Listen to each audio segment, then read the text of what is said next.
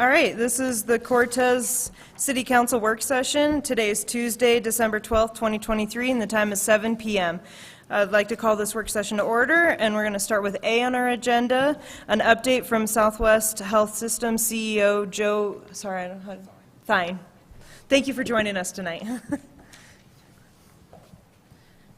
And make sure, your mic is green. There we go. Well, thanks for having me this evening. I've got a couple of prepared things to share with you, really looking a little bit at a national level, a state level, and then a little bit about where we're at as a hospital. And I hope we'll have time for just general questions that you may have of me. So with that, I'll get started. You're also welcome to interrupt as we go if that's helpful for you. So first, just want to acknowledge earlier in the summer, a number of community members asked for greater transparency around information.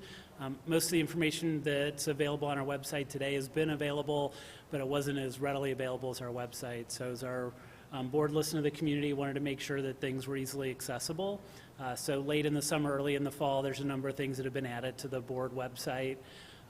You can now find our audited financials from the last couple of years, our Form 990, and some key performance indicators that are updated monthly that relate to our bond covenants. So those are available. We've also added, in addition to agendas, previous meeting minutes are available. So more information there for both you as elected officials and the public to be able to keep up with the hospital more at your leisure, in addition to joining us at board meetings. Want to step back out from it, kind of outside the community for a moment and put healthcare in context. We're working inside of a framework that's both governed nationally, at a state level, and then as well as our own local community in that context. And I pulled just some headlines from late in the summer from Becker's. Becker's is a news aggregator for healthcare and a real common place to get updates on what's happening across the healthcare industry. And this just gives you a sense that some of the challenges that are facing healthcare delivery in Southwest Colorado aren't unique. Earlier this year, as of August, there was a headline around hospitals closing departments, the change in leadership in hospitals or health systems, closures that had happened, and then across the industry as we're trying to balance the revenues we receive with what it costs to deliver care. A lot of healthcare organizations have shed some of their workforce, typically not at the bedside, but trying to slim down some of the administrative or non-clinical work. And I don't think this is unique to even healthcare. We're really in a national workforce or staffing challenge across the country, across industries. No different for us locally, again, both in healthcare and other industries. And as we look at the healthcare side in particular, nationally, we're forecasting a really large deficit in healthcare workers just in the coming years.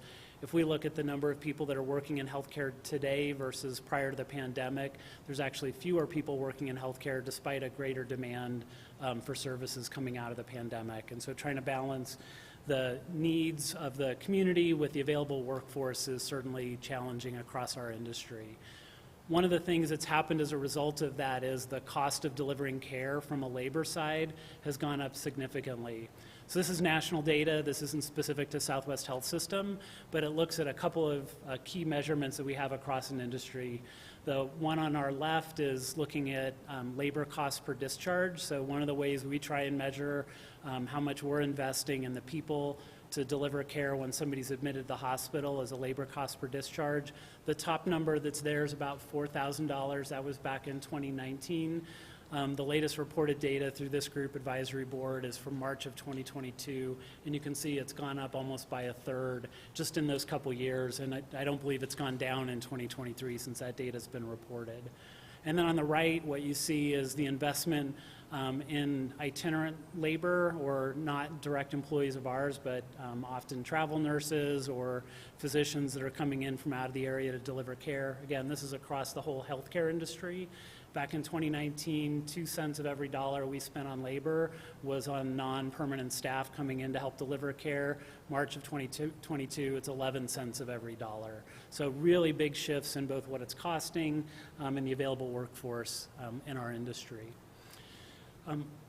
Turning a little bit more inward to us and comparing us to some national trends, I'm going to show you some retention or turnover data, both for all staff and then looking at nurses. So this first data is comparing two national surveys looking at retention or turnover data in hospitals. The little beige bar comes from that same group it comes from a group called NSI, National or Nursing Solutions, Inc. And then the middle green bar is from the advisory board, same data aggregators for some of the labor data. And then the bar that's the reddish color is Southwest Health. And at a macro level, what you'll see is year over year across the industry, looking at full-time, part-time workers in hospitals, about 1 in 4 to 1 in 5 of the staff have either left their employer or left the industry as a whole. And generally speaking, Southwest Health System isn't different from that overall trend. If we look at bedside nursing, so this is not nurse leaders, not nurses that are in other roles in the organization related to quality or care coordination. This is truly at the bedside nurses. Again, looking at turnover rates nationally from those same 2 surveys compared to Southwest Health System. And very similarly, that nurse turnover rate is about 1 in 4 to 1 in 5 nurses have either left the workforce or left their employer over the last year. About a year ago, the Colorado Rural Health Center surveyed rural healthcare delivery partners, so predominantly rural hospitals like ours, and they asked a series of questions related to the state of the workforce. And one of the questions that was asked was, what's your perception of the top 3 factors that are important in retaining a workforce? And what you'll see in the responses are some of those are very specific to the employer or the hospital, and many are about the community and the context in which people are working. And so the highest response was that staff are welcomed, and so how we welcome people both into our community and also into our organization is a really important part of someone's belief that they're going to stay. By way of example, we have a day-long orientation with new staff, and that day kicks off with myself and the senior leaders welcoming our new employees into the organization. And so I really value that, being one of the first people that when somebody's starting their work at the hospital that they get to meet and start to form a relationship with. Some of the other things you see are really, are we meeting the community's needs? What is childcare like in K through 12 education, which is less in our control? And then our ability to serve out our mission and respond to the needs of the community as an organization. We're also working in a state context, as I shared, and there's been a lot of legislative activity that affects healthcare over the last 4 or 5 years. And anytime we have one party in power, it's very easy to move legislation from ideation all the way through to law. And certainly we've seen that over the last several years in the healthcare space. Our hospital association tracks bills that affect us. Some of them are very helpful, some are not so helpful, some are generic to being an employer in the state of Colorado, not even specific to healthcare. But over the last 5 years, we've had 368 laws that have actually passed that we now have to comply with as a hospital. It's a lot to keep track of. It's a lot to pay attention to. And this doesn't even include the regulatory changes that are happening at a federal level. So it takes more time and devotion on our part to ensure that we're not only providing quality care, but that we're also doing it in the regulatory framework that our lawmakers are putting forward. So it's a challenging environment from a healthcare side, whether you're in rural Colorado or other rural parts of the country or even in urban areas. So what are some things that we're doing as we look forward, more in the windshield of the car, less in the rearview mirror? One of the important aspects of our success in delivering care is that the people who live and work in the community choose to receive care close to home, really at our facility or with our providers. So the 2 shades of green on the map are measurement of service area. That's a common definition for hospitals. The darker green's our primary service. The lighter green is our secondary service. I tend to think of Montezuma County as our service area, but I know we reach farther than that and even across state lines. Some of the work we've been doing is to measure and track what services leave the community and go elsewhere. So if you look at those red dots around the state, those are hospitals where people who reside, their primary address is in Montezuma County, have gone and sought health care elsewhere. Now, a lot of the time that's for care that we don't provide within our walls. There's a lot of things that we don't do, wouldn't do, there's not enough volume of, but some of those things are for services that we provide and somebody could choose to receive here within our service area. With that, we're also measuring over the course of the year how many people who do live in the community actually seek out services from us. We operate out of 2 electronic record systems, one that's for our hospital-based services, the second for our clinic-based services, and we're able to track the number of unique patients that come through either one of those doors to receive care. And so roughly a little more than half of the residents in Montezuma County have either come into our hospital-based services or our clinic-based services in 2022. So we know we're serving a lot of people in the community in any given year.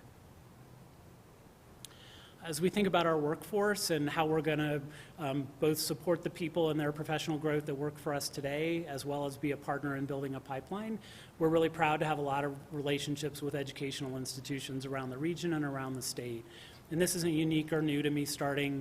Many of these relationships have been in place and have been well established for a number of years, thanks to the team that's at the hospital and has been. So you can see locally, we work closely with Pueblo Community College. We have nursing students in our wall often. I think it was last week we had 6 nursing students in the hospital as a part of their clinical training. We've also been working with Fort Lewis College as they're standing up their Bachelor of Nursing program. So our nurse leaders have been collaborating with them, helped welcome the first group of students that were admitted into Fort Lewis's program this fall. And then we're also working with San Juan College in Farmington. And then you can see a variety of organizations that are based out of Denver where we're either leveraging some of their resources to come down here, or at times we're actually able to send our employees up to higher volume centers to augment their training and experience. We've had some provider changes and additions, and this slide's getting a little bit dated.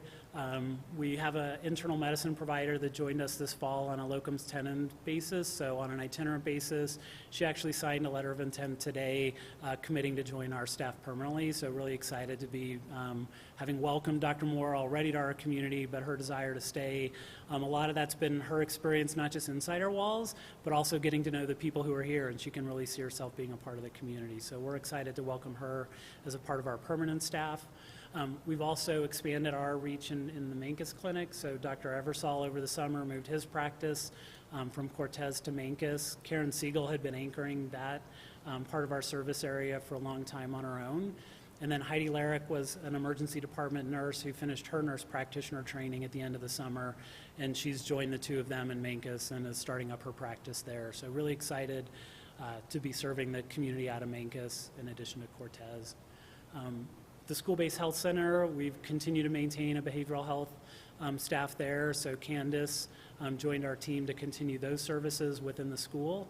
And the school-based clinic is not just open to the high school students that are there, it's open to all of the students, the teachers, and the community. So it's another place to receive care in the community, even though it's just based at the high school. We've also been able to retain some of the pain management services through Dr. Silva and McLaughlin. And we were sad to see Dr. Syed leave. He's going back to the Midwest to be close to where his grandchildren will be. Dr. Bagley and Madison are working together to cover the general surgery volume and have gotten a little bit busier with him leaving. So this is dated as of today, but I think this data is still pretty representative of the activity we've had. So this is as of last week when I presented last to our board. We've had since the 1st of August 37, mostly physicians, some advanced practice providers take an interest in working in our community. Of those, 20 are still in some form of active discussion. Last week we finished our 13th on-site interview, and as of today we have 8 offers out, 7 that are signed. So really excited about the progress we've made in terms of attracting healthcare providers to the community. The last thing I'll leave you with is this is all happening because of the work we're doing together as a community. It's not just one person or our staff. A great example is our mayor was a part of our recruiting effort recently. She was kind enough to take a couple around the community with a friend and colleague of hers. So it's not just the CEO, the administration, the physicians, and the medical staff at the hospital that are welcoming people to the community when we're recruiting. It's really a community-wide effort. We've had the school districts involved and other community members and leaders really helping us when we bring someone to the community to show off the best of what we have to offer, not just from a healthcare side, but from what it's like to live and work here. So there's a quick overview. Happy to take questions. I'll share with you what I share with most. I'll take any question. I have 3 answers usually. Here's what I know. I don't know, but maybe we can find out, or it's something I can't tell you if it's confidential. With that, I'll turn it over to you all for questions. Thanks so much for coming, and I really appreciate the additional transparency and work that you're doing in the community. I just see such a big difference.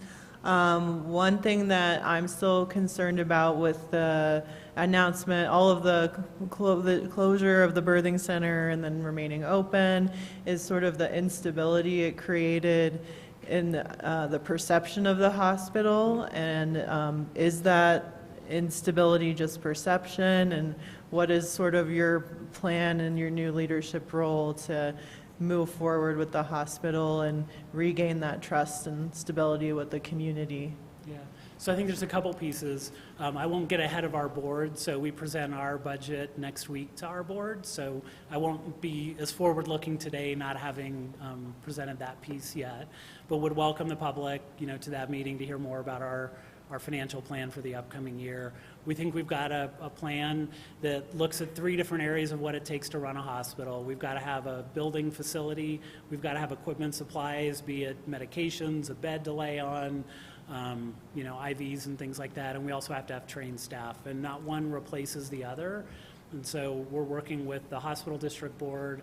The banks have done some work to re-amortize our debt and make some funds available on the facility side, which give us a little bit more flexibility on the operating side to manage our ins and outs. So at a high level, we're in a different place than we were in the summer, thanks to the good work of both our boards and our lender.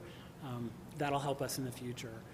You also asked about perception, and not just in small communities, but in particular with healthcare, word of mouth drives a lot of people's decisions for healthcare, more than what you put on a website or in a newspaper. And so a lot of my activity has been getting to know the community, coming out and spending time like tonight, sharing with you where we're at and taking questions. I've been really warmly welcomed, which I've appreciated, and I think this is not just a one and done effort. I think it's just part and parcel of what we do as being part of the community, and I think that is demonstrating what I expect from our staff. We have 400 people that get to represent the hospital every day, and as community leaders, you get to do the same. And so I think it's all of us sharing what we're capable of as a healthcare delivery community that's going to win the hearts and minds of people that are here if they have a question about where to receive care. Last thing I'll share is most of the comments that come my way from patients are extremely positive. Today I got a personal letter from a patient thanking me for their experience.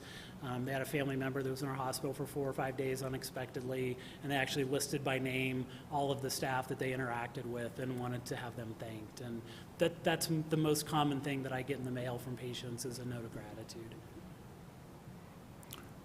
I just wanted to say thank you for all that you're doing and for taking on this enormous challenge. Thank you. You're welcome.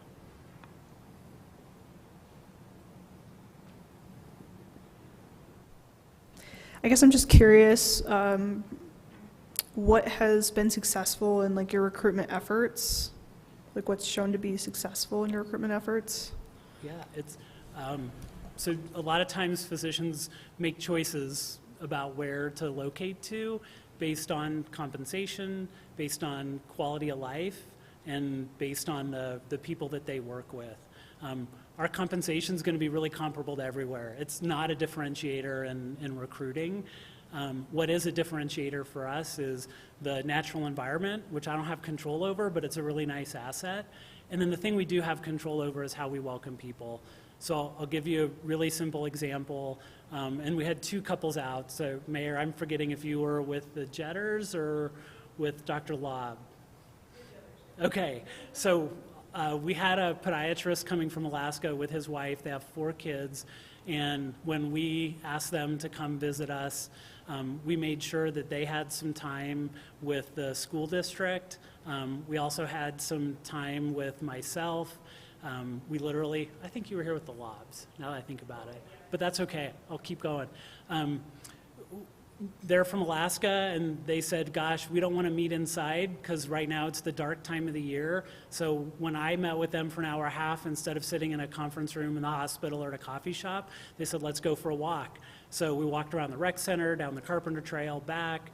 That evening was the Parade of Lights, And so some of our medical staff were going to take them out to dinner, but they wanted to know what things happen in rural Colorado on a Saturday evening. So the group of physicians that took them out to dinner met them first on the side of the street so they could watch the parade together that evening before going out to dinner. And then the next day, another member of our medical staff and her husband took them hiking in Sand Canyon. And so they got to experience the outdoors of Southwest Colorado. They got to learn firsthand from somebody at RE1 about the schools that are available in the area. And they also got to meet our staff, both physicians and leaders in the hospital. Monday, we finally took them into the hospital after they'd been here for 3 days, toured them around. I got a text from him on Monday, yesterday, saying we talked to our kids. We're all very interested in continuing a conversation. Let's see if we can make this work.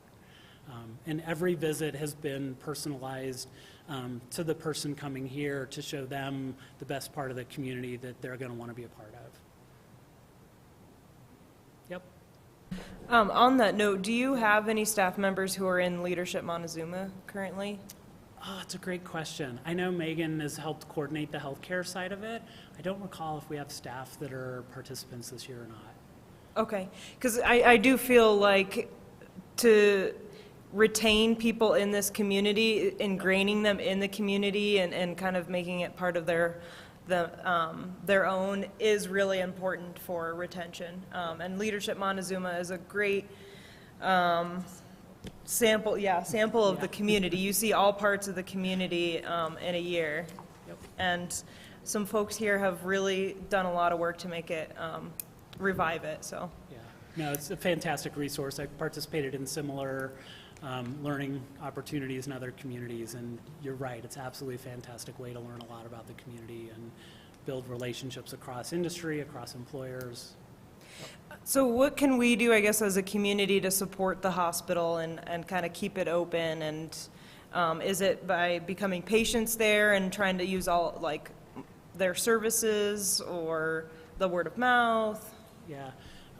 First and foremost is if we're providing a service and you can have that service done in our facility, that's where our source of income is to then invest back in healthcare. Most of our costs are fixed, so our emergency room, our ambulance service, even a physician clinic, we staff it the same whether we're seeing 1 patient or 10 patients or 20. And so we have all the cost every day with the exception of maybe some medication and some supplies. If we have 1 more patient or 1 fewer patient, those are a few more dollars or a few less dollars that are reinvested in this community.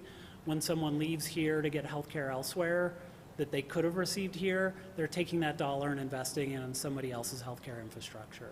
So that's the first thing that anyone can do is when they have a need for healthcare, go to our website, take a look. If they haven't already established, see if it's something we might be able to provide.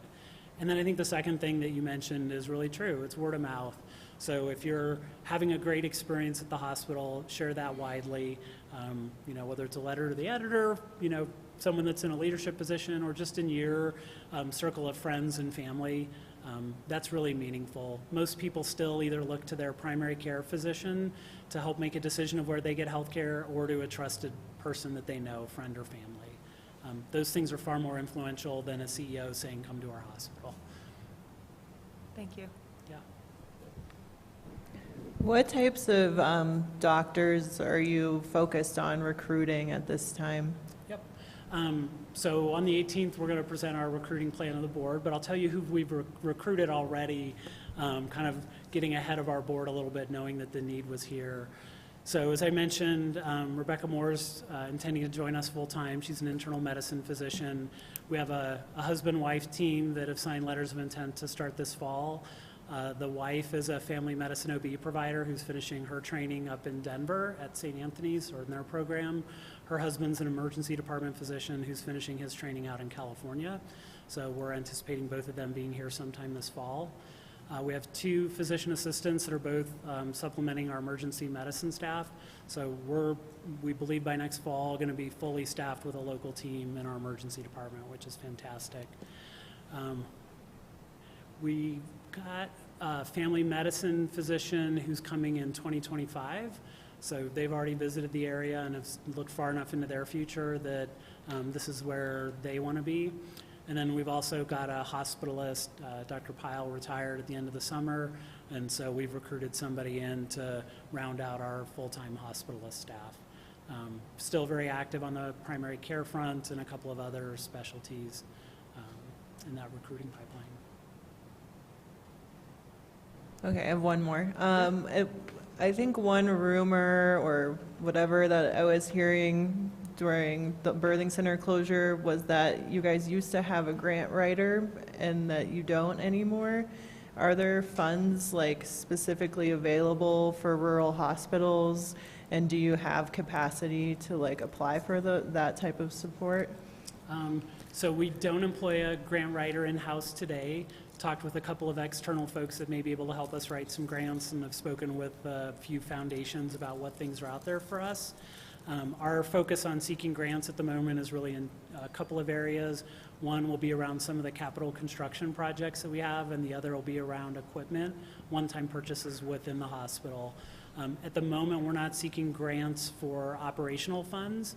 A lot of grant makers, both from my past experience and speaking with them over the last few months, if they're going to provide grants for operations, they're often to start something new up. And what I don't want to do is come to the community and start something new and in 12 or 24 months say, gosh, we're sorry, that was really nice, but it's no longer funded. We want to focus on sustaining the services we have. And the more we're able to draw in some outside funding for equipment or for facility improvement, the more that frees up dollars for us to operate the hospital. So that's where our focus is. Great example of that is our foundation held a kickoff fundraiser just last week. Saw a couple folks there at the Wild Edge Brewery. We're looking to purchase a piece of equipment that doesn't require any additional staff.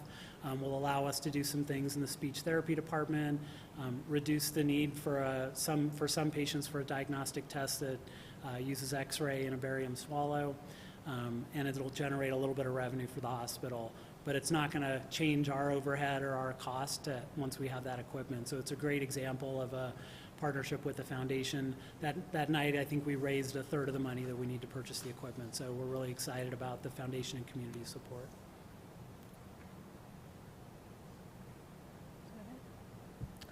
All right. Well, thank you so much for being here and sharing updates with us and kind of the story of what healthcare is dealing with across the country. And but thank you. You're welcome. Thanks for all your hard work, and my condolences to this family in light of Sergeant Moran's passing recently, and also just want to thank all of you in the community for supporting our law enforcement and their family, not just now but in the future. So thank you. Thank you. All right, we're going to move on to B on our agenda, general council discussion. Does anyone have a topic they want to bring out?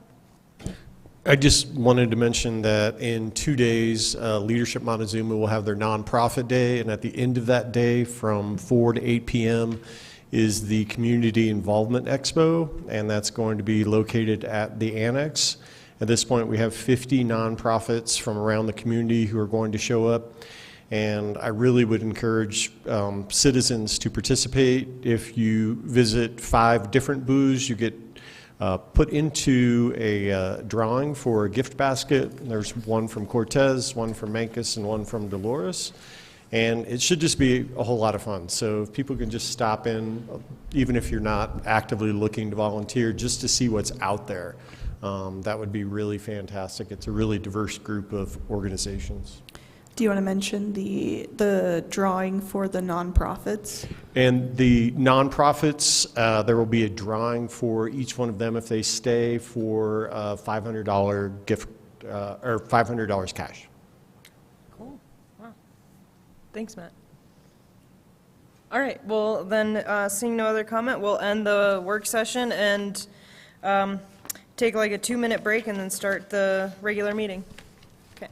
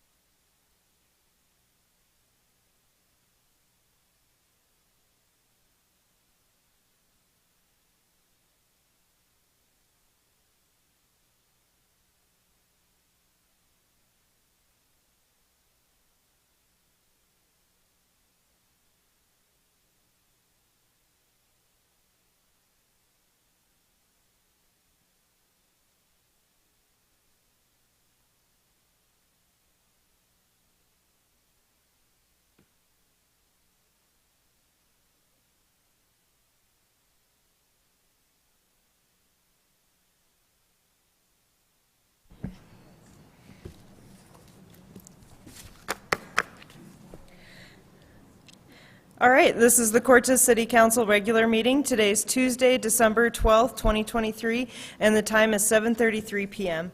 I'd like to call this meeting to order and ask you to join us in the Pledge of Allegiance. I pledge allegiance to the flag of the United States of America and to the republic for which it stands, one nation, under God, indivisible, with liberty and justice for all. And then I'd like to ask for a moment of silence in honor of Sergeant Michael Moran, who we lost on November 29th, 2023 this year. He served our community and this country.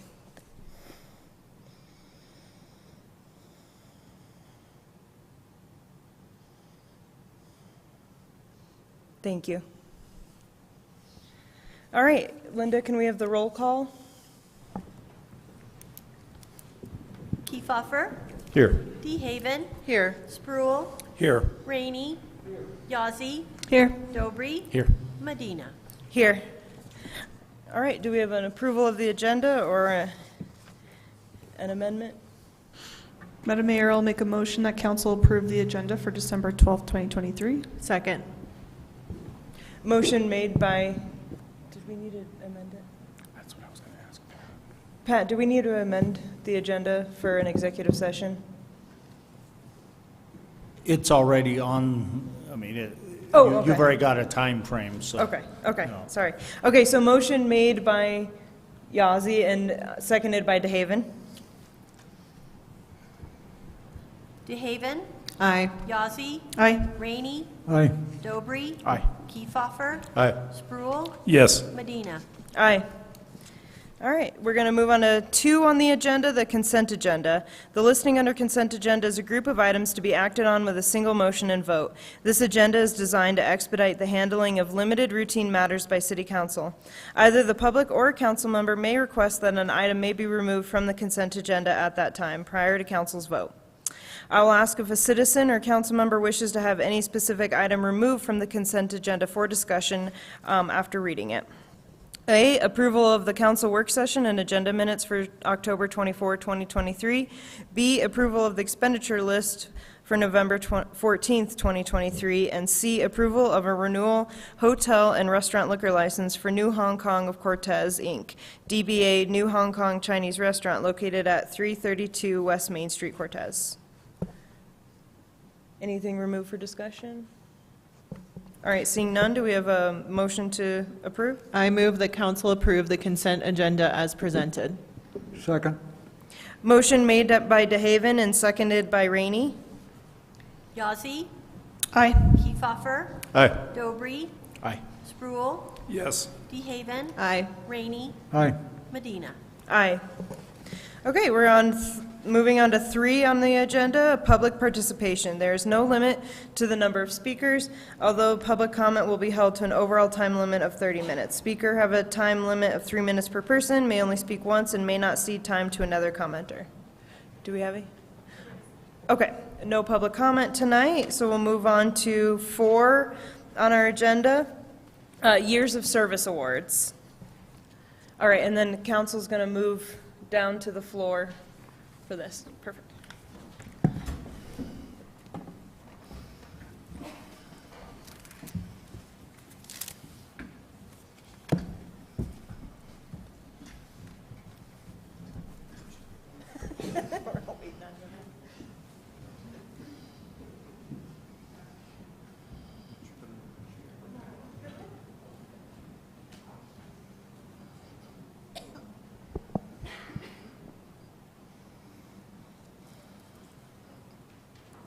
Good evening, Mayor and Council. Drew Sanders here, City Manager, standing in for our Human Resources Director, Matt Kashner.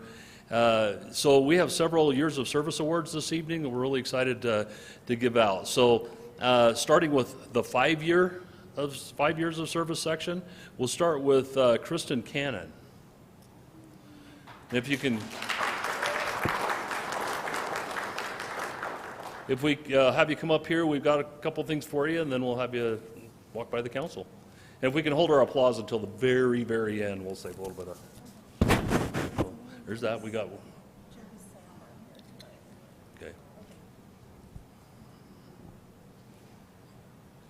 Next will be Shane Fletcher. Is Shane here? No? Okay. He's a patrol officer with the police department. Kobe Guttridge? No? Stephen Lobato? No. And then Dustin Dahlman with the Recreation Center? Nope. Okay, that ends our 5-year section. 10 years, Alyssa Backstrom with the library, and I didn't see her here. Ralph Parker with the library night custodian.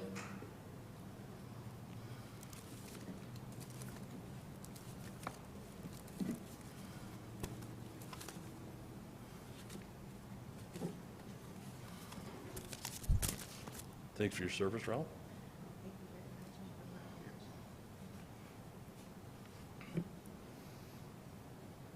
Donna Peterson, library clerk? No? Jerry Sam, I know Jerry's here.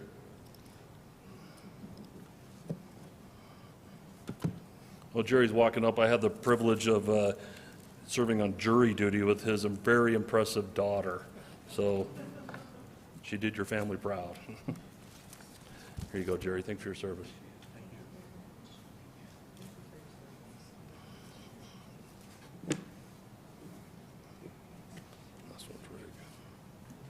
Now, I kind of feel like this one needs like some sort of a little drum roll or something, because 35 years of service, council, for Rick Smith. Yeah.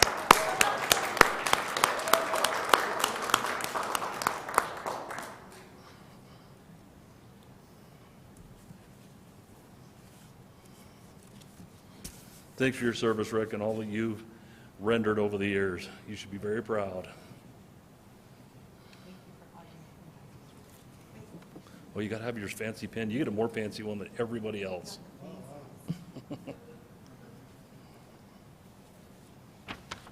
Thank you.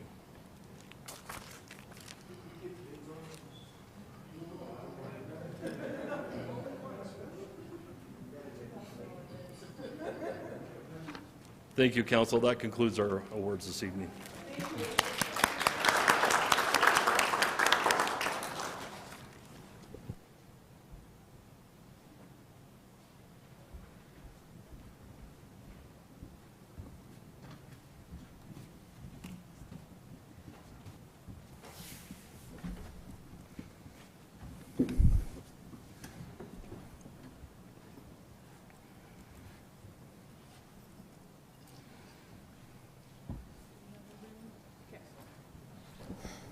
All right, we're going to move on to 5 on our agenda. 5 is public hearings. We have none. 6, unfinished business. We have none as well. So 7, new business. 7A is resolution number 22, series 2023, presented by Matt Kashner, HR Director. Good evening, Council and Madam Mayor. I'm here tonight to talk about some idle funds that we have in the Fire and Police Pension Association. That was a retirement organization that we used in the 70s. And then somewhere in 1979, the police officers voted to leave that plan, which is now referred to as the old hire plan. I'm sorry, not all of them elected to do that. 2 officers elected to stay on the old hire plan. They went on to retire from the plan, and the last surviving spouse passed away in 2022. That passing caused FPPA to reach out to the city to figure out what we needed to do with those idle funds. And we're limited as to what we can do. I'll get to that in just a minute, but the requirements for us to utilize these funds were to put a public notice in the newspaper and give a 60-day window for anyone that thought they had rights to that money to contact the city and file something with us in writing. We didn't have anybody, that notice was published on 9/27/23. We didn't have anybody file a written objection. We did have one person talk to City Manager Sanders about it, but never did file a written objection. The second thing that we needed to do is a resolution stating that we desire to withdraw the remaining assets and terminate the plan, as required by the Idle Fund statute. We would like to use those funds to offset the city's regular contributions into the existing officers' retirement plans. It's not, it's just our regular contributions. It's nothing extra. And as of September 30th, 23, that fund had $260,201.29. I'll take any questions if you have any.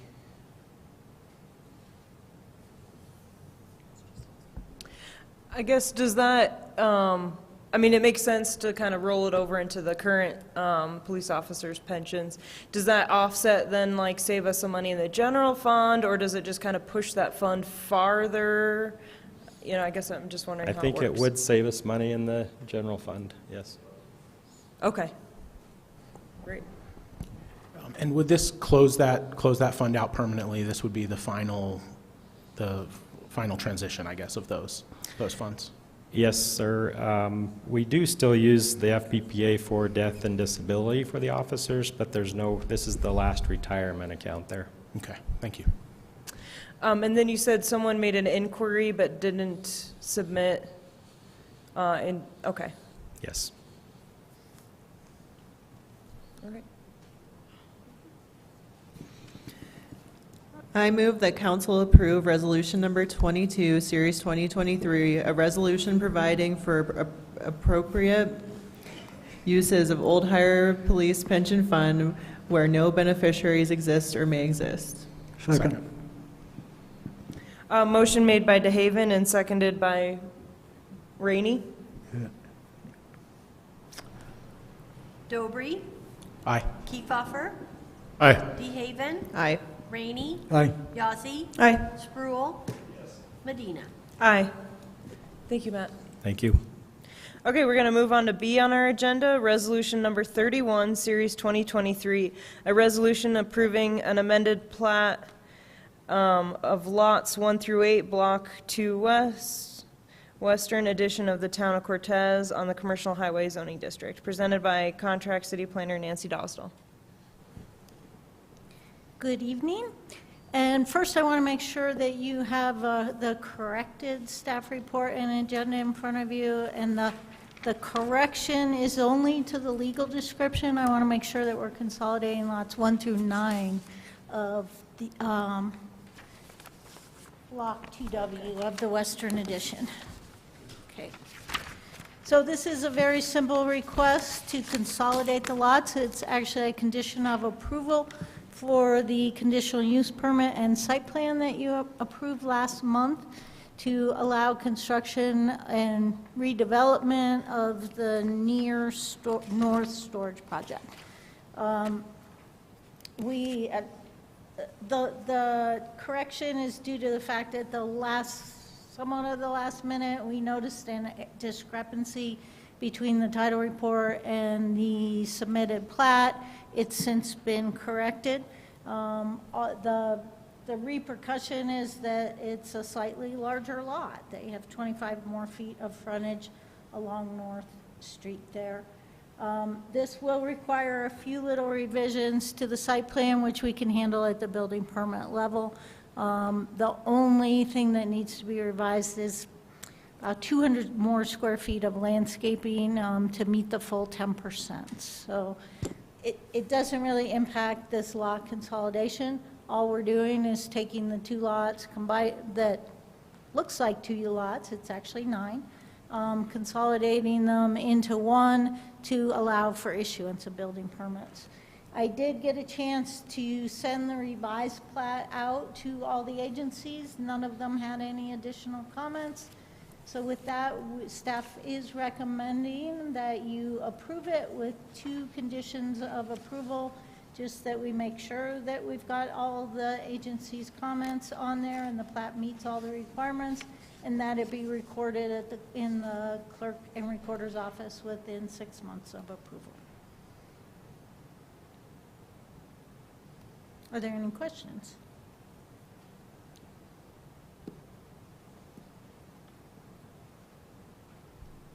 Seems pretty straightforward.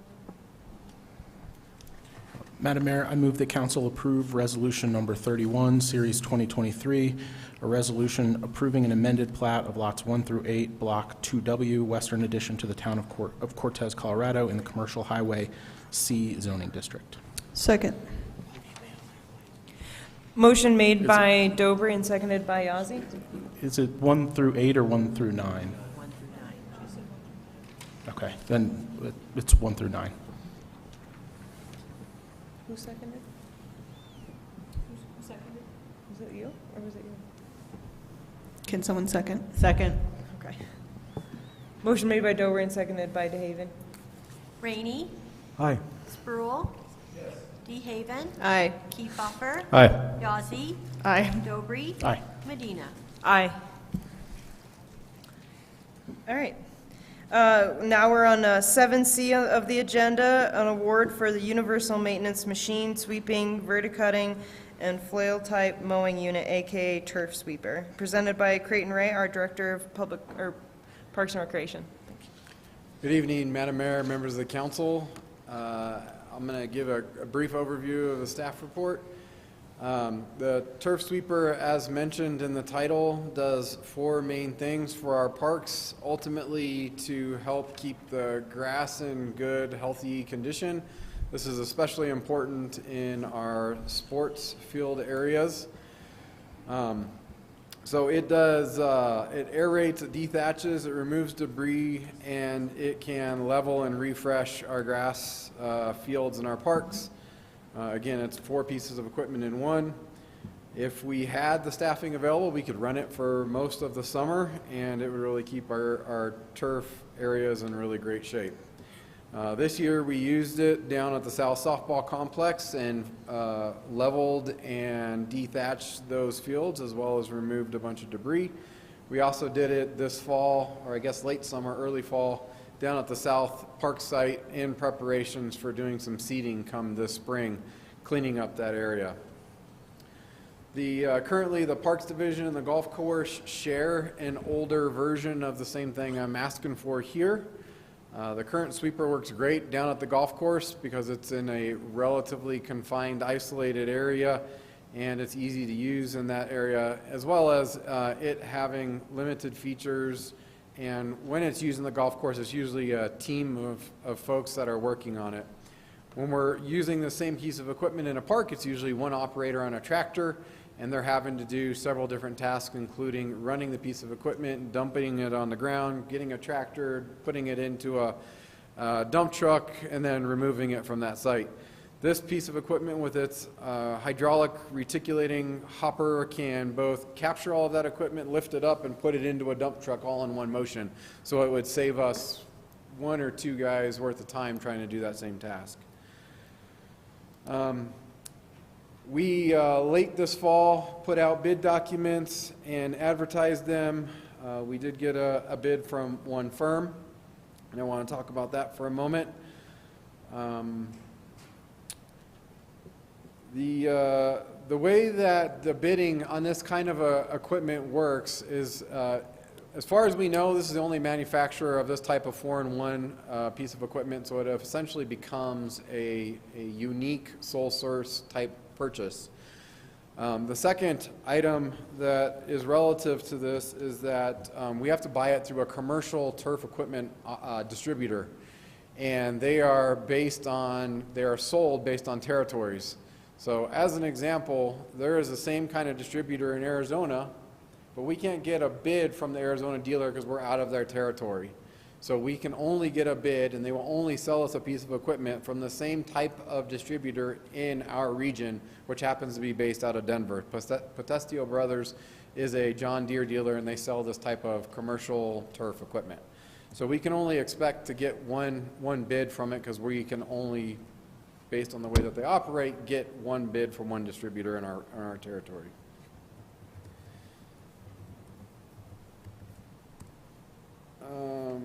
Let's see, where were we? So the Parks Division has been trying to get this piece of equipment for several years. When we go through the budgeting process, it hasn't quite made it to the level of priority that it's been actually added into the budget. So this year, with some funds we have available at this end of this year, Manager Sanders and I have agreed that we can go ahead and move forward with this piece of equipment and get it purchased with some leftover funding we have in the Parks Division.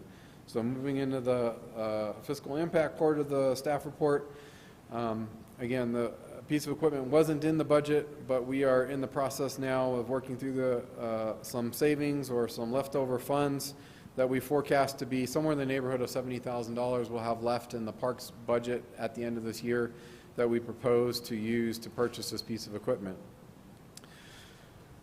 So with that, I, the Parks and Rec Director, recommend that council award the universal maintenance machine sweeping, verticutting, flail type mowing unit, also known as a turf sweeper, to Potestio Brothers in an amount not to exceed $54,272. I am available for any questions you may have. I will also acknowledge Lyle Bear, our park superintendent, in the audience that can answer any very specific questions on the piece of equipment.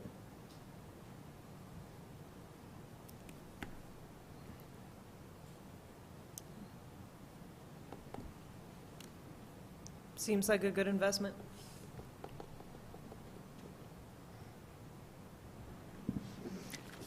I move that council award the universal maintenance machine sweeping, verticutting, and flail-type mowing unit, AKA turf sweeper, to Potestio Brothers, not exceeding $54,272. Second? Motion made by DeHaven and seconded by Rainey. Kiefhoffer. Aye. Rainey. Aye. DeHaven. Aye. Yazzie. Aye. Dobry. Spruill. Aye. Yes. Medina. Aye. Thank you, Creighton. All right, so now we're going to move on to 7D on the agenda, employee access to the Cortez Recreation Center, presented by Drew Sanders, City Manager. Yeah, good evening, Mayor and Council. I'd like to present to you an idea that has come up for ever since I've been here, but this year we're trying to address it. And what we're always trying to do is find ways to increase the health of our employees, as well as do everything we can to try to make us the premier employer that we're seeking to be in the area.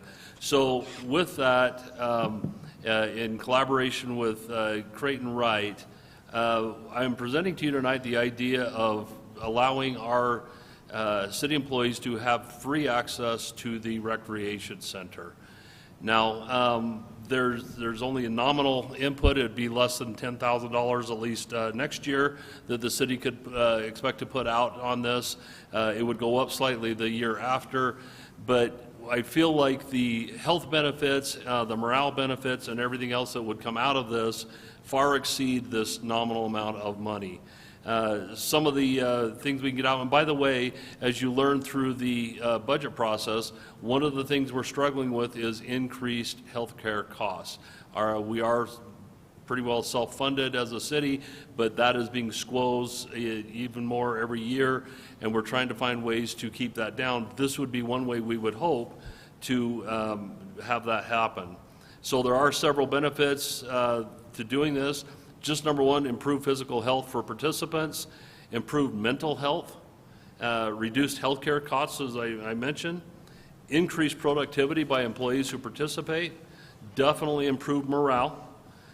We can expect to attract and retain top talent or better talent, and improve our teamwork. And then it also results in fewer sick days throughout an organization. And then just in general, a healthier workplace. People who are active tend to have a little higher immune system and can fight off those bugs that are going around the community. So with that being said, no good deed goes untaxed. And unfortunately, under IRS rules, this would be a taxable benefit for employees, but it would be nominal. So even if the overall benefit of this would be a little over around $500-600, depending on whether they get a family or not involved, you're looking, if they're in a 20% tax bracket, between $80 and $120 a year which still is a very good benefit for this sort of activity.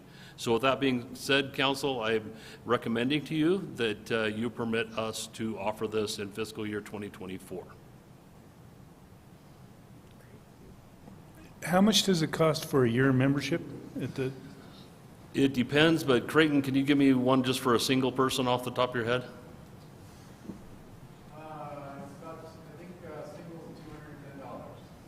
Yeah, $210. Yeah, my concern is that tax. I mean, I'm an advocate, but the tax is, like you say, it's $100, and be a member is $200. It's just, I hate the tax. Yeah, and there's not any way we can get around it. It would be kind of like, you know, I would think of it as someone like an airline employee that, yes, they get free flights, but really they have to pay the taxes on that. But even with that, you know, if it's a $200 membership and then the employee perhaps is in a 20% tax bracket, you're looking at $40 a year. And this would cover the employee's family, if they did a family pass, or? No, this is just for the individual employee, but the family pass comes in and it's at the 15% corporate discount rate, and it's actually a lot cheaper than what they're actually currently paying for a family. So yes, they would still have to pay for their family, but it's based upon that corporate rate, so it's not too much more. Okay. Yeah, I think this would be a really beneficial program, both for employee health and morale, and I think it's clear that it isn't going to cost the city very much. So I think it's a great kind of low-cost, outside-the-box thinking way to help retain and promote health for employees. I'm a strong advocate of it. I have been for years. I brought this up over 15 years ago when they built a rec center, and I think that's something that this city really should do. It benefits us in so many ways. Besides that, it gets the employees vested in their rec center, and they will help police it. Yeah, I think it's good when employees use our services like the rec center and the library and whatever else we have, but. Yeah, I also think these types of benefits go a really long way with morale. I mean, I get 3 hours of fitness time a week with my job, and that is like incredible to me. So if you want to expand the wellness program even more someday in a non-taxed way to the employee, that's a really nice thing. Yeah, too. and thanks for bringing that up, council member. We've wrestled with that ever since I've been here, and we still are. It's with all the different diverse divisions we have, it's just there's really no fair, equitable way to do it. And if somebody comes up with a great silver bullet idea, I'm all ears. But right now, I just can't make the math work. So, but thank you for that.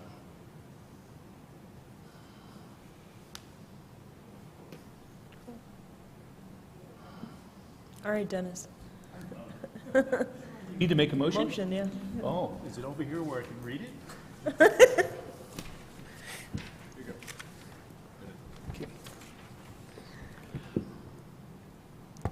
I move the council authorize the city to offer employees no-cost Cortez Recreation Center access during their term of employment with the city of Cortez under rules outlined by the Director of Parks and Recreation and approved by the city manager. Second. Motion made by Spruill and seconded by Yazzie. Dobry, Aye. Kiefhoffer, Aye. Spruill, Yes. Rainey, Aye. DeHaven, Aye. Yazzie, Aye. Medina. Aye. All right, thank you so much. Okay, so we're going to move on to 8 on our agenda. No draft resolutions or ordinances tonight. 9 is a city attorney report. No report this evening. Okay. Can I ask if there's anything to, like, how things are going with the Cora requests and everything? Sure, they are, they're going. We are kind of developing a system on the fly for tracking hours to determine how much time we spend. We've got as I previously mentioned, a couple really large ones, and we're working with those individuals to try to figure out what they're looking for and give them proper estimates of time to see if they want to go forward.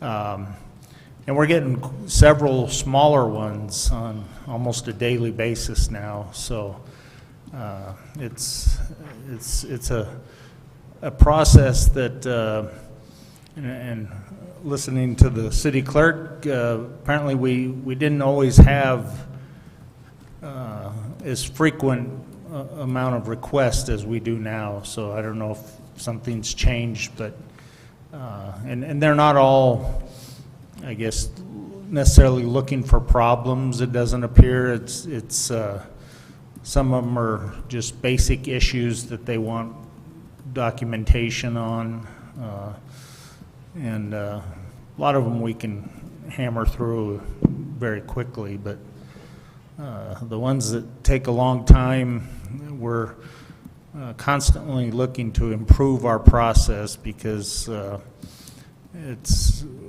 you know, we're not in the business of making money off the public, and so we would, the less amount of time we spend, the less we have to charge the public, and the more opportunities our staff has to do other functions that they have and not spend time looking for records. Thank you. All right, we're going to move on to number 10 on the agenda, City Manager's Report. Yeah, good evening, Mayor and Council. Tonight, the sole topic I wish to report is about the memorial service for Sergeant Michael Moran that was held this past Wednesday, December 6th.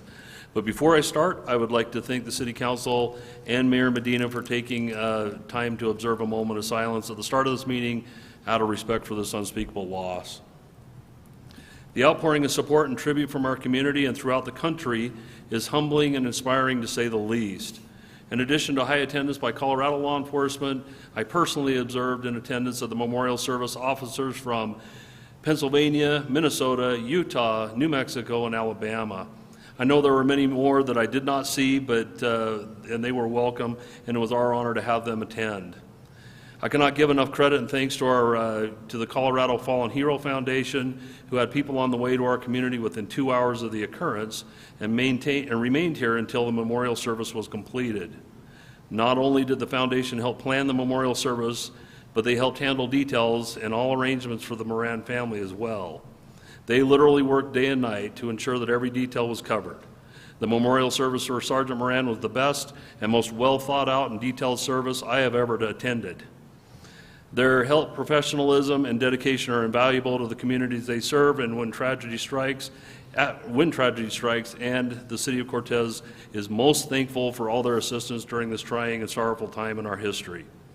It should be noticed that the foundation did not ask for any financial assistance from Cortez PD or the City of Cortez. Also, Cortez PD has already made a commitment to lend resources and participate in future Colorado Fallen Hero Foundation operations. To the Cortez Police Department and the Moran family, we collectively as a community are so sorry for your loss of Sergeant Moran. But in the words of Chief Knuckles, your loss is our loss, your pain is our pain. Sergeant Moran was dedicated and a highly esteemed police officer, as well as a friend and guardian of our community who worked tirelessly to protect the community he loved. He is already missed and will always be remembered. Thank you. Thank you. All right, 11 on our agenda is City Council Committee Reports. A is the Mayor's Report on the Workshop. So we had a presentation from CEO Joe Theine from Southwest Health Systems.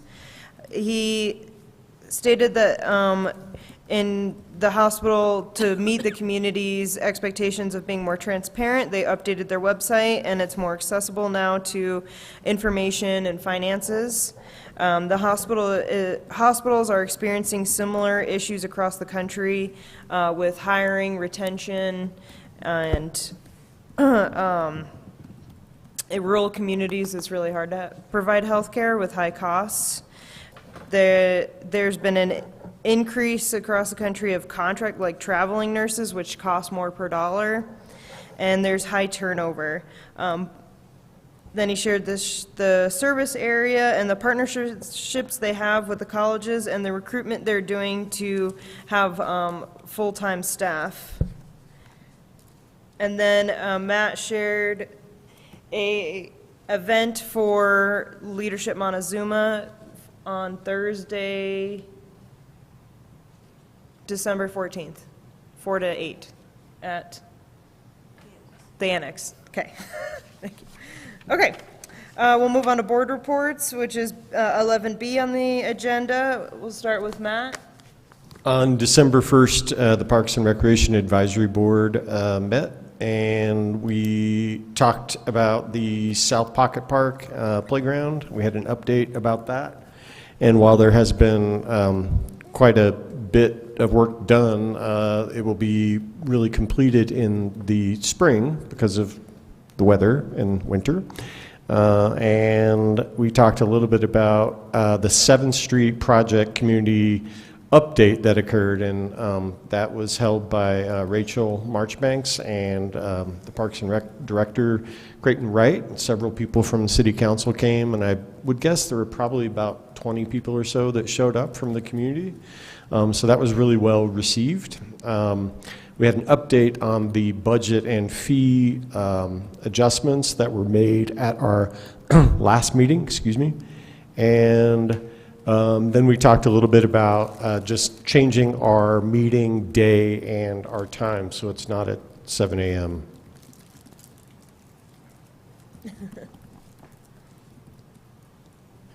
The next Historic Preservation Board meeting is the first week of January. Great. Okay. I attended the Mayor's Summit, the CML Mayor's Summit on November 30th and December 1st in Denver. And it was really great to, network with all mayors across the state and kind of hear about the struggles and the accomplishments of those communities. And then we also had presentations about housing, incivility, Bob's Rules, Robert's Rules of Order. It was a really great conference, and it was unfortunate I was out of town when we lost Officer Moran, but it was a good group of people to be there to support us, and they all send their condolences to our community. So, thank you. Okay. Now, number 12 on our agenda is other items of business, executive session. Madam Mayor, I move that City Council move into executive session for a conference with legal counsel for the purpose of receiving legal advice on specific legal questions relating to a personnel matter involving the city manager pursuant to CRS Section 24-6-4024B. Second. Motion made by Dobry and seconded by Yazzie. Rainey. Aye. DeHaven. Aye. Yazzie. Aye. Kiefhoffer. Aye. Spruill. Yes. Dobry. Aye. Medina. Aye.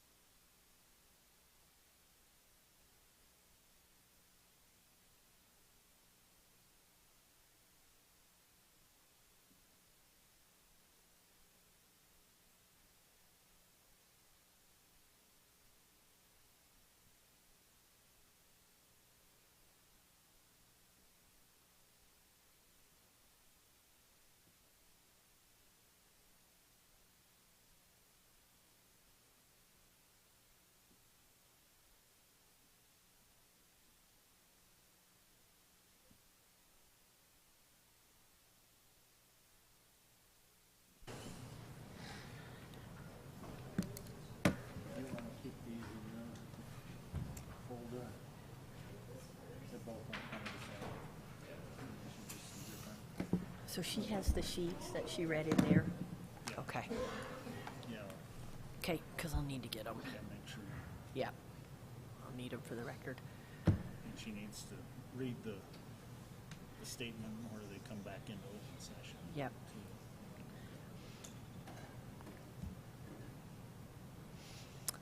Thank you. Yeah.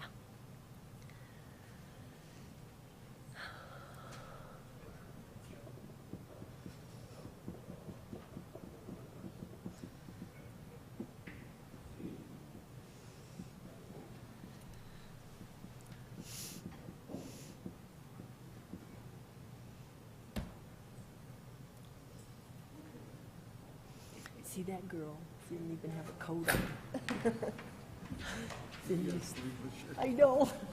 I'm sitting here needing my heater. Yes. All right, the time is now 9:18 p.m. and the executive session has concluded. The participants in the executive session were myself, Mayor Rachel Medina, Mayor Pro Tem Arlena Yazzie, council members David Rainey, Lydia DeHaven, Matt Kiefhofer, Dennis Spruill, and Robert Dobry, and via Zoom video conference, Special Employment Attorney Bill Kelly.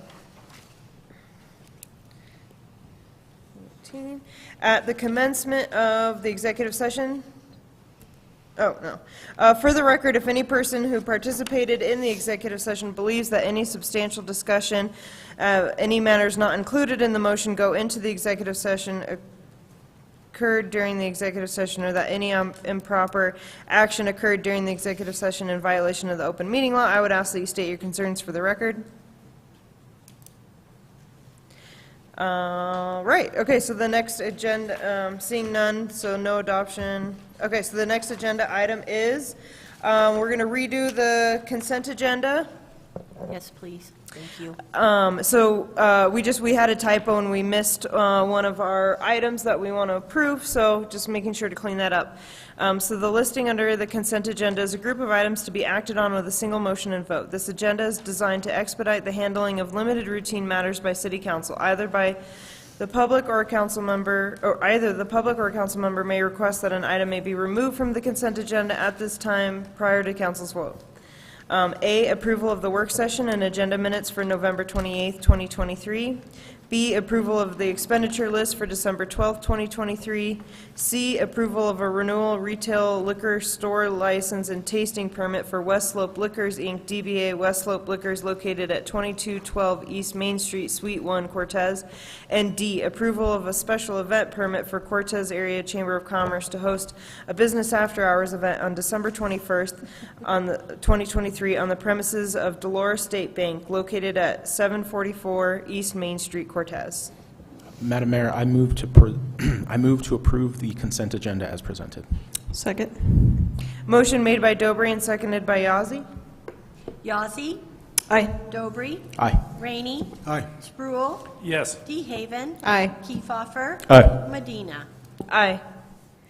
Okay, I think the last... Oh, okay, so then we have one last public participation section.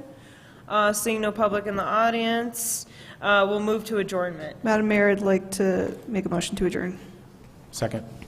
Motion made by Yazzie and seconded by Dobry. Dobry. Aye. Yazzie. Aye. DeHaven. Aye. Rainey. Aye. Spruill. Yes. Kiefhofer. Aye. Medina. Aye. Thank you all. Good night and Merry Christmas. Happy holidays.